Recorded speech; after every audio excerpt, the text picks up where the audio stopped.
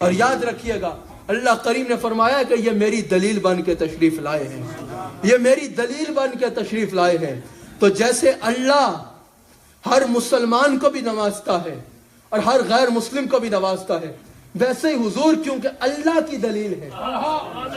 حضور اللہ کی دلیل ہے، اللہ کی دلیل ہے۔ اگر وہ رب العالمین ہے تو حضور علیہ السلام رحمت للعالمین ہے۔ اس لیے حضور علیہ السلام کا بھی جو کرم ہے دنیا میں،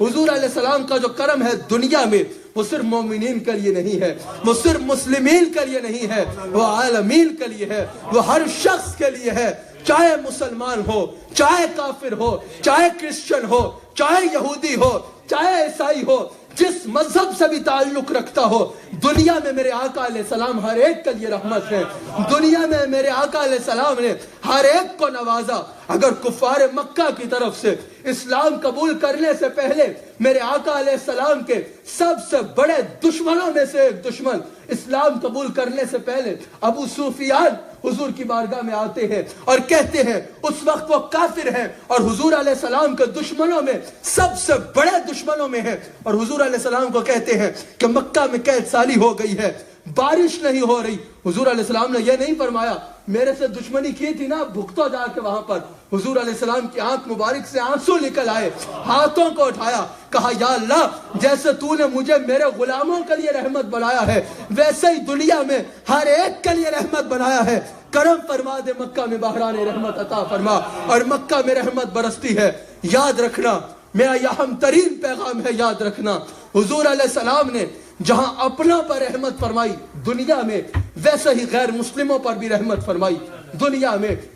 حضور علیہ السلام نے غیر مسلموں پر بھی رحمت فرمائی۔ اگر کوئی غیر مسلم کو کسی نے تکلیف دینا چاہی تو میرے مصطفیٰ نے کی واضح حدیث موجود ہے، حضور علیہ السلام ارشاد فرماتے ہیں، میں اپنے ہر غلام پر یہ واجب کرتا ہوں کہ وہ غیر مسلموں کی جان کا تحفظ کرے، کہ وہ غیر مسلموں کی جان کا تحفظ کرے۔ حضور نے فرمایا تم ان کے مال کا تحفظ کرو، تم ان کی جان کا تحفظ کرو، تم ان کے خون کا تحفظ کرو، تم ان کی عزت کا تحفظ کرو، تم ان کے زمینوں کا تحفظ کرو۔ اور جب نجران کے عیسائیوں سے حضور نے معاہدہ فرمایا تو معاہدے میں یہ بھی شامل تھا کہ ہم تمہاری عبادت گاہوں کا بھی تحفظ کریں گے اور تمہارے دین کا بھی تحفظ کریں گے۔ حضور علیہ السلام کا غلام کبھی کسی غیر مسلم کو اسلام کے نام پر قتل نہیں کر سکتا۔ حضور علیہ السلام کا غلام مسلمان تو مسلمان ہے، کبھی کسی غیر مسلم کو قتل نہیں کر سکتا۔ قتل کرنا تو دور کی بات ہے، حضور علیہ السلام کے غلام کی وجہ سے کبھی کسی غیر مسلم کی عزت پر حملہ بھی نہیں ہو سکتا۔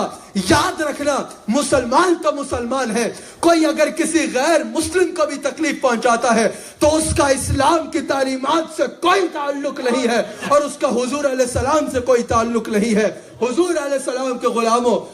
تم پر یہ ضروری ہے، بلکہ تمہارے آقا نے تم پر یہ واجب کیا ہے کہ بالخصوص اگر تم غیر مسلم کنٹری میں رہتے ہو تو اتنا اچھا اخلاق اپناؤ، غیر مسلم لوگوں کے ساتھ بھی اتنے اچھے طریقے سے ملو، اتنے اچھے طریقے سے رہو ان میں کہ وہ تمہیں دیکھ کے کہہ دے کہ جس کا غلام اتنا اچھا ہے اس کا آقا کیسا ہوگا، اس کا آقا کیسا ہوگا۔ حضور علیہ السلام کی غلام کی وجہ سے مسلمان تو مسلمان ہے، کبھی کسی غیر مسلم کو بھی تکلیف نہیں پہنچتی، کبھی کسی غیر مسلم کو بھی تکلیف نہیں پہنچتی۔ اللہ کریم ہم سب کو نبی رحمت کے قدموں سے وابستہ ہو کر حضور علیہ السلام کے اعلیٰ ترین اخلاق پر، حضور علیہ السلام کے اسوہ حسنہ پر عمل کرنے کی توفیق عطا فرمائے۔